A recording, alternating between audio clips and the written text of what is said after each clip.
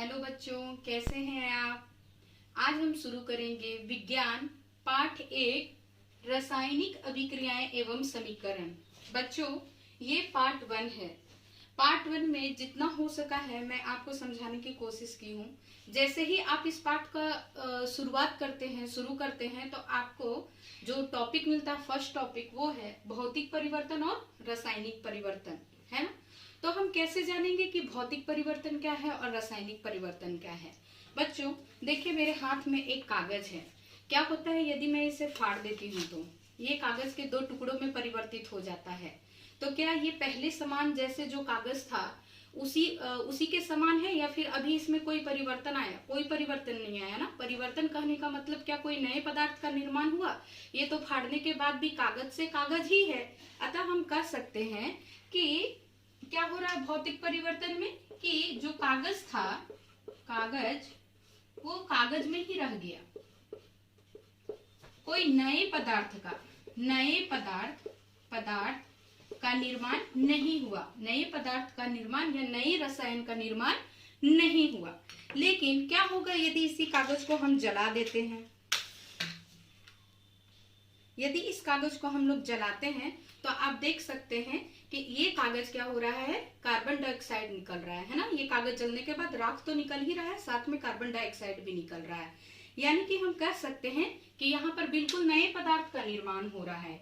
यानी कि कागज को जला रहे हैं तो राख और प्लस कार्बन डाइऑक्साइड का निर्माण हो रहा है। तो क्या ये कार्बन डाइऑक्साइड जो अभी निकला, जो आप देखे, वो एकदम कागज के समान है? नहीं, एकदम नया चीज बनाना। तो यहाँ पर जो रासायनिक परिवर्तन हुआ है ना, रासायनिक परिवर्तन हुआ, उसके रसायन में परिवर्तन हुआ। कागज में जो रसायन था, अब कार्बन डाइऑक्साइड एक नया रसायन है जो निकल करके आ रहा है।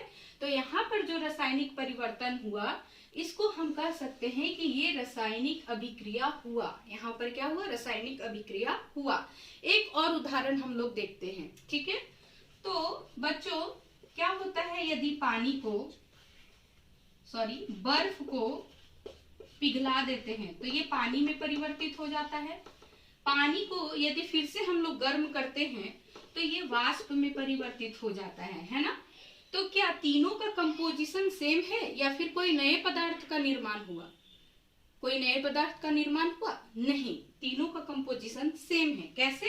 तो बर्फ को भी हम लोग H2O लिखेंगे, पानी को भी हम लोग H2O ही लिखेंगे, और इसका भी केमिकल कंपोजिशन यानी कि जो रसायन है वो H2O ही है।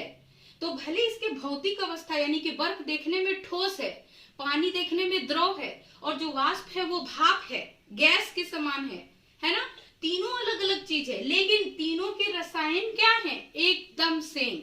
इसीलिए यहाँ पर कोई नए पदार्थ का निर्माण नहीं हो रहा है।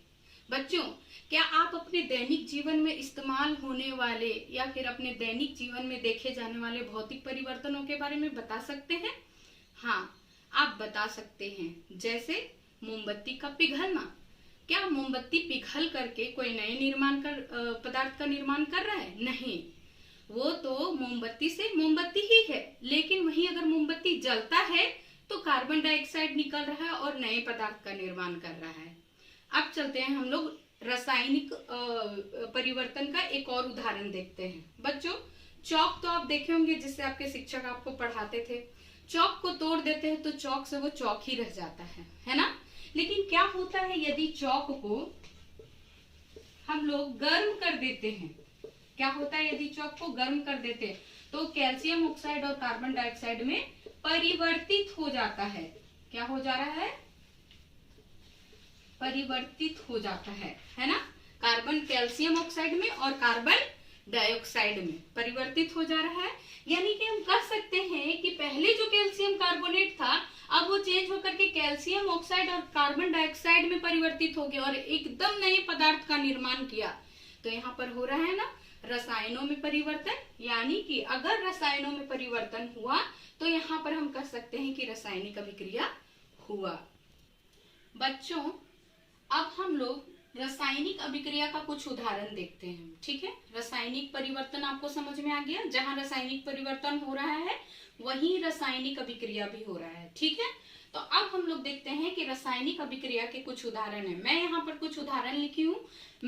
मुझे आभास है कि आप इस उदाहरण को समझ सकते हैं कि ये रासायनिक परिवर्तन है या भौतिक परिवर्तन है। ठीक है, तो पहला है, गर्मी में दूध को जब खुला छोड़ देते हैं तो क्या होता है, गर्मियों में जब दूध को खुला छोड़ देते हैं तो वो फट जाता है, खट्टा हो जाता है। बच्चों आप जरा सोचिए कि खट्टे दूध को पुनः वापस क्या उसके विपरीत जो पहला रूप था उसमें ला सकते हैं दूध में? नहीं ना। तो यहाँ पर एकदम नए पदार्थ का निर्माण हुआ, तो हम कह सकते हैं कि ये रासायनिक अभिक्रिया हुआ। अंगूर का किण्वन, यदि अंगूर को किण्वन करते हैं, फर्मेंटेशन, ठीक है, और अंगूर के रस से जो नए पदार्थ का निर्माण हो रहा है वो वापस पुनः अंगूर में परिवर्तित नहीं हो सकता है। नए कील को आर्द्र वायुमंडल में, बच्चों आप देखते होंगे कि घर में लाया हुआ कांटी आप अगर बहुत दिन तक छोड़ देते हैं तो वो भूरा पड़ जाता है, जंग लग जाता है। तो वो भी क्या है कि लोहे का ऑक्सीडेशन हो रहा है, क्योंकि आर्द्र वायुमंडल में वो ऑक्सीजन से रिएक्शन करके उसका क्षय हो जाता है लोहे का, इसीलिए उसमें जंग लग जाता है। और जंग लगने के कारण जो जंग लगा हुआ कील है उसे वापस हम पुनः विपरीत उसके जो शुरुआत वाला जो कील था उसमें हम लोग वापस नहीं पा सकते हैं। ठीक है, खाद्य पदार्थों का पाचन, बच्चों जब हम लोग कोई भी खाना खाते हैं तो हम लोगों को पता है कि वो जो उसके सूक्ष्मतम कण में वो टूट जाता है और बिल्कुल नए पदार्थ में वो कन्वर्ट हो जाता है। जैसे कि हम लोग दाल खाते हैं तो दाल अमीनो एसिड में परिवर्तित हो जाता है ना। तो अपने वो सरलतम रूप में टूट जाता है और एकदम नए पदार्थ का निर्माण करता है, पुनः उसे हम लोग अपने उसके शुरुआती रूप में नहीं पा सकते हैं। तो ये भी एक रासायनिक अभिक्रिया है। अब जरा देखिए सांस लेना, बच्चों जब हम लोग सांस लेते हैं तो क्या होता है, ऑक्सीजन हमारे फेफड़ों तक जाता है और फेफड़ों में जाने के बाद वो हमारे कोशिकाओं तक पहुंचता है। कोशिकाओं में मौजूद ग्लूकोज को तोड़ करके हमें क्या करता है, ऊर्जा प्रदान करता है। तो ये भी प्रोसेस जो है इसमें भी नए पदार्थ का निर्माण होता है। बच्चों इसको भी मैं आगे पूरा इसका जो समीकरण है वो लिख करके बताऊंगी, लेकिन अभी तक अगर हम लोग ये सब देखें, ये पूरा उदाहरण आपको क्लियर हो जाना चाहिए कि ये सारा रासायनिक परिवर्तन है। बच्चों देखिए अभी मैं एक रासायनिक अभिक्रिया दर्शाने जा रही हूँ, उसका मैं एक प्रयोग दिखा रही हूँ। बच्चों ये क्या है, ये कोनिकल फ्लास्क है जिसमें मैंने जिंक धातु के छोटे छोटे टुकड़े लिए हैं, है ना। तो ये क्या है बच्चों, ये जिंक धातु है। ठीक है, धातु के बारे में हम लोग चैप्टर 3 में पढ़ेंगे विस्तार से। अभी बस जान लीजिए कि ये जस्ता है, जिंक है जो एक धातु है। बच्चों ये एक परख नली है जिसमें मैंने तनु हाइड्रोक्लोरिक अम्ल लिया है। ठीक है, अब मैं क्या कर रही हूँ, इस अम्ल को डालने के लिए जा रही हूँ धातु में। ठीक है, देखिए बच्चों यहाँ पर अभिक्रिया शुरू हो गया है। अभिक्रिया शुरू होते ही आप देख रहे हैं कि गैस का उत्सर्जन हो रहा है। बच्चों आप देख रहे हैं ना, यहाँ पर ये कौन सा गैस बन रहा है बच्चों, तो ये हाइड्रोजन गैस बन रहा है। ये कौन सा गैस बन रहा है, हाइड्रोजन। जैसे ही धातु में मैंने अम्ल को डाला, ये देखिए हाइड्रोजन गैस निकलना शुरू हो गया है।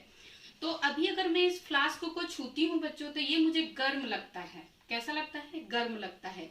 इसका मतलब क्या है बच्चों कि यदि कोई रासायनिक अभिक्रिया हुआ तो उसके तापमान में भी परिवर्तन आ जाता है। ठीक है बच्चों, देखिए जिंक का जो कलर है वो भी चेंज हो गया है। ये जिंक का कलर पहले जो सिल्वर था अभी क्या हो गया है, ये काला पड़ गया है। आपने सुना बच्चों पॉप का आवाज, ये पॉप टेस्ट था बच्चों। ये बताता है कि निकलने वाला गैस हाइड्रोजन गैस है।